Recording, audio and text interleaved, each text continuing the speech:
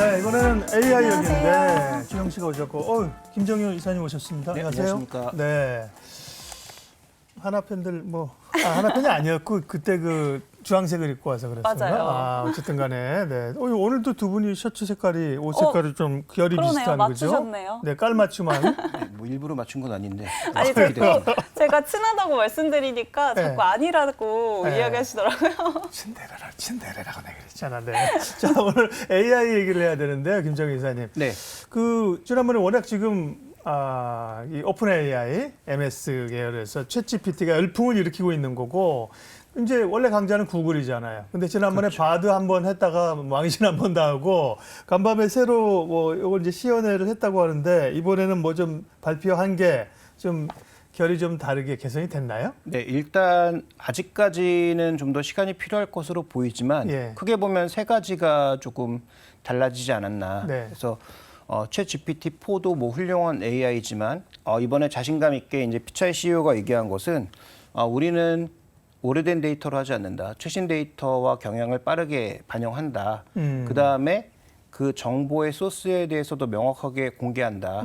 라는 부분을 강조한 게 이제 가장 큰 부분이고요. 네. 그다음에 이제 이번에 정확하게 파라미터의 숫자를 얘기하지 않았지만 이 팜이라고 하는 이 전체적인 엔진의 파라미터의 숫자가 이미 전 버전에서 챗GPT-3와 비교했을 때 한 3배 정도 가량 차이가 났습니다. 그래서 구글은 워낙 그 DB가 많기 때문에 뭐 이번에도 새로 만든 팜2라고 하는 엔진 자체가 아마도 챗GPT-4보다는 뭐 2배 이상의 어떤 파라미터를 가지고 있을 수 있다. 예. 물론 이 파라미터라고 하는 DB가 많다고 해서 이게 무조건 좋은 건 아니지만 어쨌든 더 다양한 변수에서 무언가 소스를 찾아내는 것은 저는 의미가 있다고 판단하고 있고요.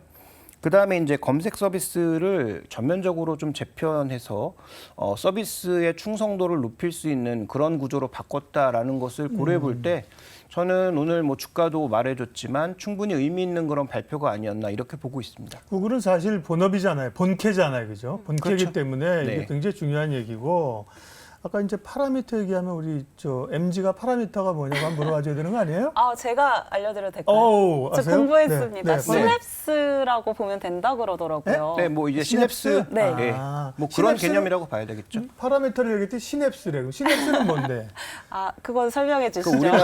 우리 몸을 구성하고 있는 이 신경 전달체가 이제 시냅스라고 봐야 되겠죠. 그래서 네. 시냅스 전달을 통해서 우리의 뭐 어떤 전기 신호 같은 것들이 다 전달되는 거거든요. 네. 그래서 뇌에서 명령을 해서 어떤 행동을 할 때 우리는 뭐 그냥 손을 드는 행동으로 표현하지만 이걸 화학적이나 전기 신호로 표현해 보면은 두뇌에서 명령을 내려서 이것들이 전기 신호로 전달이 되어서 근육을 작동하고 움직이는 이런 여러 가지 과정에서 작용하는 게 시냅스 전달이라고 볼 수가 있습니다. 그러니까 어떻게 보면 그 가장 우리의 행동을 결정하는 전달체라고 볼 수가 있는 거죠. 이사님은 공대신가요? 아니, 좀 경영학과 나왔습니다. 그리고 이 바드를 출시하면서 제가 또 궁금했던 거는 40개 언어로 앞으로 지원을 한다고 했는데 제1 외국어로 이제 한국어를 선보였어요. 왜 한국어를 선택한 건지도 좀 궁금하거든요. 네, 제가 보는 관점에서 한국어로 선택한 이유는 딱 한 가지죠. 일단 영어와 어순이 다르고 사용하는 문자가 다릅니다. 그러니까 다른 언어는 알파벳에서 변형되거나 알파벳을 그대로 사용하고요. 그다음에 기본적으로 술목 구조죠. 서술어가 먼저 나오고 동사가 먼저 나오고 목적어가 뒤에 나오는 그런 형태인데 우리는 반대 구조 아닙니까? 주어가 있고 항상 서술어가 뒤로 가는 그런 구조를 이루고 있기 때문에 그래서 이 문자가 다르고 언어가 다른 한국어를 정복하면 아마도 언어 체계에 있어서는 거의 주요국들의 언어를 다 커버하는 게 아닌가? 이렇게 좀 볼 수가 있는 거죠. 그래서 한국어와 일본어가 들어갔다는 게 전 의미가 있다라고 보고 있는데 한국어와 일본어가 큰 틀에서 보면 뭐 퉁구스어계, 뭐 알타이어계 이렇게 나눠지지만 솔직히 이 분류도 정확하지 않다는 게 최근의 정설입니다. 예. 그냥 한국어는 한국어, 일본어는 일본어인 거죠. 그러니까 언어 체계 내에서 봤을 때 소위 이제 서양 언어의 시작은 크게 보면 라틴어로 시작하는 그다음에 그 북유럽에서 나온 뭐 게일어를 바탕으로 하는 어떤 게르만어 두 가지를 바탕으로 나온 게 언어의 큰 틀이라고 봐야 되는데 여기에 들어가지 않는 언어 중에서 가장 독특한 일본어와 한국어를 정복할 수 있다면 그러면 전 세계 거의 모든 언어를 커버할 수 있는 게 아닌가? 이런 관점에서 아마 한국어와 일본어에 도전하지 않았나 이렇게 좀 봐야 할 것 같습니다. 오늘 또 언어학까지 공부했어. 뭐 정말요. 퉁구스 참 우리 김 이사님 참 지식의 깊이가 놀랍습니다. 그죠? 놀랍습니다. 딱 진짜. 거기까지만 알고. 그러면은 또 이 구글 바드 얘기를 하면 챗 GPT 얘기도 해야 될 것 같은데 구글에 또 챗 GPT를 검색을 하면은 이 최신 정보 없는 저렴한 AI라고 디스를 했다 그래요. 네. 그래서 구글이 챗 GPT를 네. 네. 네.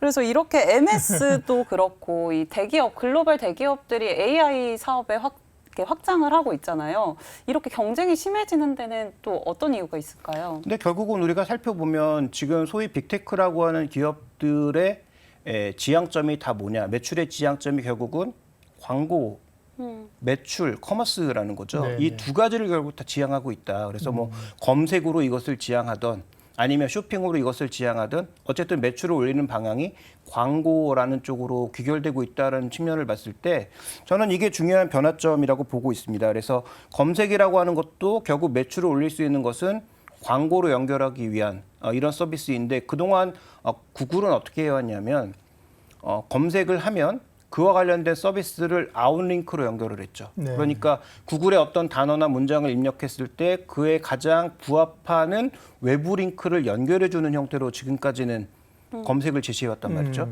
근데 이번에 바드가 나오면서 그다음에 챗 GPT가 나오면서 변화된 것은 이제는 문장 같은 것을 입력했을 때 해당 내용을 그 구글 서비스 내에서 보여주는 거죠. 그러면 과거에는 아웃링크로 가서 거기서 따로 정보를 취득해야 했다면 이제는 구글 내에서 그 정보를 바로 취득할 수 있는 거잖아요. 저희 뭐 인베디드란 게 그거예요? 다른 거인가요? 어, 인베디드는 조금 건가요? 개념이 다르다라고 예, 볼 수가 예. 있는데 지금 현재 구간에서의 구글의 이 핵심 포인트는 구글에 머무는 시간이 길어진다는 거죠. 구글 안에서. 그러면 지금까지 구글이 뭐 디스플레이 광고를 한다든지 소위 네이버와 같은 그런 영업을 거의 하지 않았잖아요. 근데 그런 영업을 할 수도 있고 머무는 시간이 길어지면 길어질수록 구글에 노출되는 광고와 거기에 연결돼 있는 정보의 출처에 따라서 구글이 앞으로 광고라든지 추가적으로 사업을 더 확장할 수 있는 그런 여러 가지 단계가 만들어질 수 있고요. 구글은 이미 지도도 갖고 있죠. 그다음에 XR도 갖고 있죠. 그다음에 이번에 또 폴더블 폰도 나왔죠.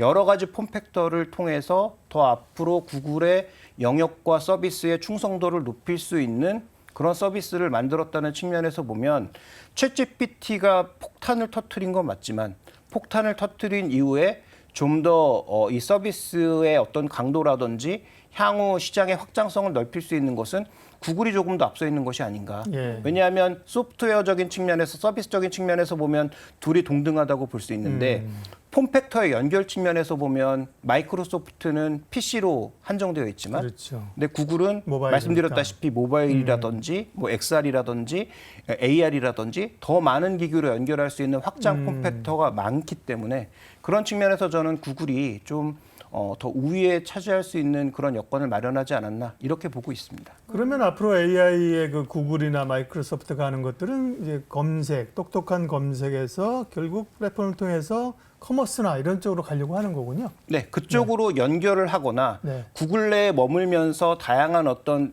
트랙션들이 발생하게 그 트래픽들이 발생하게 되면 그런 인터액션들이 전부 다 매출로 발생할 수 있도록 만들어 주는 거겠죠. 옛날에는 검색하면 필요하면 저쪽으로 가, 이쪽으로 가 했는데 필요한 거 요 안에서 여기서 봐. 자꾸 머물게 한다. 그게 중요한 얘기네, 그렇죠? 그렇죠. 네. 그래서 아마 그 시간이 길어지면 길어질수록 구글의 광고 단가는 더 올라갈 수밖에 없는.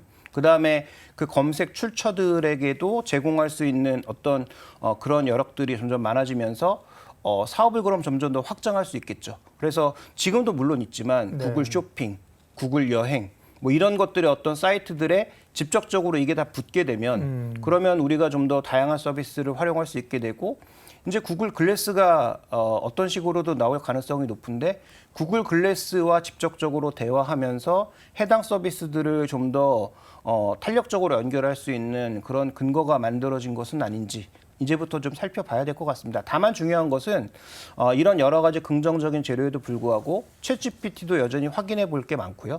그다음에 바드도 여전히 확인해 봐야 될 이슈들은 많다 이렇게 봐야 할 것 같습니다. 네. 그렇게 확인해봐야 되는 이슈에는 또 이 시장의 규제도 있을 것 같은데 이런 부분은 좀 어떻게 해결해 나가야 될까요? 네, 어쨌든 데이터베이스라는 게 굉장히 중요한데요. 이게 결국 이제 뭐 블로그에서도 긁어 오고, 그다음에 여러 군데에서 이제 정보를 긁어 올 수밖에 없겠죠. 그러면 일단 개인 정보를 어디까지 노출할 건가? 그다음에 개인 정보는 어디까지 활용될 수 있는가? 국가별로는 과연 어디까지 규제하고 어디까지 풀어줄 건가에 각각의 그 허들이 규제의 허들이 다 다를 수 있거든요. 이게 일단 기회이면서 리스크일 수 있는 거죠. 그래서 어떤 국가에서는 다 풀어져 있는데 어떤 국가에서 허들은 너무 높다면 그러면 이 서비스를 과연 사람들이 동등하게 이용할 수 있는가? 그런 아마 논란들이 앞으로 남아있는 규제의 어떤 과제라고 볼 수가 있겠고요. 이 과제를 구글 혼자 풀 수는 없죠. 그래서 어떤 정보협의체라든지 그다음에 뭐 인터넷 협의체라든지 이런 것들을 통해서 앞으로 이 개인정보와 관련된 규제, 그다음에 보안과 관련된 규제, 그다음에 보안의 허들 이런 것들은 앞으로도 계속 논의돼야 네. 될 숙제라고 볼 수가 있습니다. 개인정보나 보안 말고도 또 윤리적인 문제가 지금 대두되잖아요. 네. 예. 근데 예를 들어서 이제 구글 같은 경우에는 아주 지배적인 영상 사업자인 유튜브도 가지고 있잖아요. 예. 그러니까 향후 유튜브, 그다음에 이번에 이미지 같은 경우에는 어도비와 협업을 통해서도 또 가져간다고 했잖아요. 그러면 말씀하셨던 어떤 이런 윤리적인 부분에 있어서의 뭐 동영상의 활용이라든지 이미지의 활용이라든지 이런 부분에 대해서도 굉장히 뭐 짚어볼 만한 이슈는 많다라고 볼 수 있을 것 같습니다. 네. 제가 이전에 읽은 책 가운데 이제 구글의 창업자 레리 페이지가 한 말 중에 우리는 어떤 사업을 할 때 이 서비스를 사용할 수 있는 사람이 최소 10억 명이 돼야지 한다 이런 얘기를 한 적이 있어요. 그러니까 벌써 글로벌리 그런 마켓을 두고 얘기를 하는 거죠. 예. 그러면 마이크로소프트나 구글 얘기를 했는데 국내에도 이제 AI 관련돼서 굉장히 관심도 많고 업체들이 있는데 뭐 미안한 말이지만 조그만 이렇게 뭐 하는 것보다는 큰 이제 대기업 입장에서 그죠? 크게 이런 글로벌 업체들과 소위 이제 경쟁을 할 만한 국내 업체들이나 대기업들의 상황은 어떻습니까? 네, 일단 뭐 우리는 네카오로 생각할 수밖에 없는데 최근에 이제 네이버는 원래도 그랬지만 최근에 1분기 실적을 보면 네카오라고 불리는 걸 더 싫어할 것 같습니다. 일단 실적에서 차별점이 명확하게 나타나고 네. 있고, 그다음에 네이버는 어쨌든 7월 달에 그 새로운 클로버 X라고 하는 이 AI가 나타나게 되는데 방향이 두 가지거든요. 서치 GPT라고 하는 B2C 방향이 하나 있고, 네. 그다음에 일본은 우리나라보다 규제가 적고 인터넷 은행에다가 그다음에 이미 라인과 관련된 여러 가지 그 사업부가 형성돼 있는 상황이기 때문에 B2B 서비스는 일본에서 먼저 시작합니다. 그래서 이 두 가지 서비스를 내놓게 되는데 지금 네이버 같은 경우에 과연 AI에서 구글만큼 영향력을 발휘할 수 있을까에 대해서 모두가 지금 물음표를 갖고 있는 상황이잖아요. 근데 저는 이렇게 거꾸로 한번 생각해 보면 구글이 정복하지 못한 두 나라, 중국과 한국이잖아요. 검색 시장에서. 근데 중국은 구글을 블로킹해서 정부에서 블로킹해서 예. 그런 거고 우리는 블로킹하지 않았는데도 네이버와 카카오가 자신들의 힘으로 버틴 거 아니겠습니까? 그러면 이번에 네이버가 내놓을 클로버 X의 서비스가 저는 뭐 바드나 챗 GPT-4의 한 70-80% 정도의 수준만 된다고 하더라도 기존의 영역을 지키기에는 충분하지 않을까라는 관점에서 바라보고 있고요. 그러면 카카오도 AI를 내긴 하겠지만 카카오보다는 좀 더 데이터베이스가 많고 최근 커머스 쪽에서도 발군의 역량을 보이고 있는 네이버가 좀 더 주목해 볼 만한 기업이 아닌가라고 보고 있습니다. 네이버 카카오 말고 다른 또 기업들은 어때요? 네. 근데 일단 이게 엄청난 컴퓨팅 파워가 필요하고 아까 예. 이제 뭐 몇 억 개의 파라미터를 다룬다고 했잖아요. 그 정도를 다룰 수 있을 정도의 소스를 갖고 있는 회사가 없습니다. 카카오도 안 되고요. 예. 우리나라에서 소위 이제 하이퍼 스케일 정도 규모의 데이터 센터를 갖고 있는 회사 네이버가 유일합니다. 그런 관점에서 봤을 때 저는 만약에 글로벌리하게 비교를 한다면 다른 회사는 이미 이름을 올릴 만한 자격조차 없다. 그래서 네이버 정도가 그나마 글로벌 시장에서 뭔가 좀 경쟁을 해볼 수 있는 그런 상대다라고 봐야 할 것 같습니다. 예. 이사님이 되게 네이버를 긍정적으로 보시는 것 같은데 그러면은 뭐 AI 말고도 또 호재성 이슈가 좀 있을까요? 네, 일단 네이버가 지금 시도하고 있는 게 있죠. 뭐 뉴스로도 이미 많이 알려져 있는데 네이버가 지금 사우디와 한 달에 한 번 정도 만나고 있습니다. 그래서 이번에 들어왔던 뭐 장관과도 계속 네. 면담을 가지고 있는 이유가 뭐냐면 IT 서비스를 기본적으로는 항상 미국 거. 이게 이제 기본값 아닙니까? 그런데 이제 네이버와 지금 뭔가를 계속 시도해보고 있다는 거죠. 크게 보면 줄기가 두 가지인데 네이버가 그렇게 수출하고 싶어하는 1784 시스템. 그러니까 네이버 제245개 브레인리스 로봇을 로컬 5G망으로 돌리는 이 1784 시스템을 엄청나게 수출하고 싶어하는데 이게 정말 사우디의 네옴시티에 들어갈지는 모르겠지만 사우디의 어떤 주요 건물에 이런 것들이 들어가면 아마도 우리나라에서 최초로 IT 서비스를 해외에 수출하는 사례가 될 수 있다는 거고요. 또 하나는 지금 뭘 하고 있냐면 이 로컬 5G와 현대차와 협업해서 디지털 트윈 같은 것들을 같이 연구하고 있습니다. 근데 이 디지털 트윈 안에는 새롭게 생기는 도시 안에 디지털 트윈을 이식하기가 굉장히 좋거든요. 그럼 네옴시티라는 게 정말 맨바닥에 새롭게 그렇죠. 도시를 만드는 거니까 이 도시 안에 우리가 꿈꿔왔던 스마트 시티, 그다음에 그 스마트 시티를 구현하기 위한 디지털 트윈 이걸 처음부터 구현해보기 설계해서 넣을 수 있다 이거죠. 그렇죠. 처음부터 아예 설계해서 넣을 수가 있는 거죠. 그러니까 그런 것들을 네이버 혼자 하는 게 아니라 국내 유수의 대기업들과 협업해서 들어가고 있는 상황이고요. 그렇게 본다면 이 두 가지 서비스를 만약에 사우디에 일부라도 수출할 수 있다? 저는 그러면 네이버의 밸류에이션을 바꿀 수 있는 하나의 계기라고 보고 있어서 이거 굉장히 주목해 볼 만한 이슈다. 오, 네. 굉장히 좋은 이야기. 네. 네이버를 왜 저를 좀 보세요? 이제 김정일 의사님한테 물어봐. 네이버를 좀 계속해서 봐야 될 것 네. 같은데 네이버 말고도 또 다른 기업 혹시 있을까요? 좀 중장기적으로 볼 수 있는 관심주. 네, 네이버도 지금 주가 측면에서 보면 전혀 싸지 않거든요. 지금 여러 가지 제가 말씀드렸던 가능성이 발현된 거 아니잖아요. 그런데 밸류는 지금 마이크로소프트와 비슷합니다. 물론 PB 관점에서는 엄청 싼데 PE 관점에서 보면 비슷하거든요.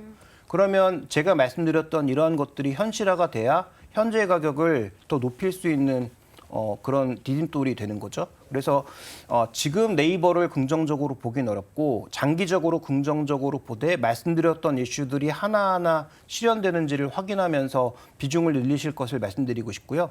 그다음에 또 하나 우리가 주목해 볼 종목은 삼성전자입니다. 삼성전자를 왜 봐야 되느냐. 삼성전자가 네이버와 함께 이 클로버엑스를 제대로 구현하기 위한 특정 칩을 만들고 있죠. 그래서 우리가 생각해 보시면 구글도 스스로를 구현하기 위한 자체 칩을 만들었고요. 애플도 이미 자체 서비스를 구현하기 위한 칩을 자신이 설계해서 만들었고요. 그다음에 지금 뭐 엔비디아도 이런 것들을 범용으로 만들기 위한 칩을 이미 공급하고 있는 상황이고요. 그러니까 네이버도 엔비디아 칩을 쓸 수도 있지만 삼성전자와 협력해서 자신들의 클로버엑스를 제대로 구현하기 위한 NPU나 GPU나 이런 것들을 앞으로 만들어 나갈 가능성이 있다라고 본다면 그동안 삼성전자는 미국에서 수주받아야 비메모리가 커지는 상황이었는데 내수 쪽에서도 이런 수요가 증가한다면 국내의 공장도 늘고 있고 삼성전자의 비메모리도 이런 캡티브 쪽에서 늘 수 있는 수요가 생긴다는 건 굉장히 중요한 얘기가 되겠죠. 그래서 중장기적으로 봤을 때 저는 삼성전자의 비메모리 수요를 우리나라 IT 기업이 견인할 수 있는 정도의 수준으로 온다면 이것은 삼성전자의 레벨도 한 단계 끌어올릴 수 있는 이슈라고 보고 있어서 삼성전자를 좀 주목해 보셔야 될 것 같습니다. 네. AI 관련주로서는 사실 좀 크게 볼 수 있는 거를 네이버를 많이 말씀하시는데요. 삼성전자까지도 주목해서 볼 필요 있다. 와. 지하철에서 만나는 출연자들 가운데 이렇게 빨려 들어가는 분이 있어요. 우리 김정일 의사님도 얘기 들어보면 빨려든다, 빨려들어. 맞아요. 네, 저는 김정일 의사님이랑 모시고 퇴근하면서 조금 더 빨려 들어갈 테니까 지영 씨가 정리 잘해주시고 아쉽네요. 네, 퇴근하시고 여러분들 좋은 퇴근 되십시오. 네, 조심히 가세요. 수고하십시오. 들어가시죠. 이로운 경제 채널 EBC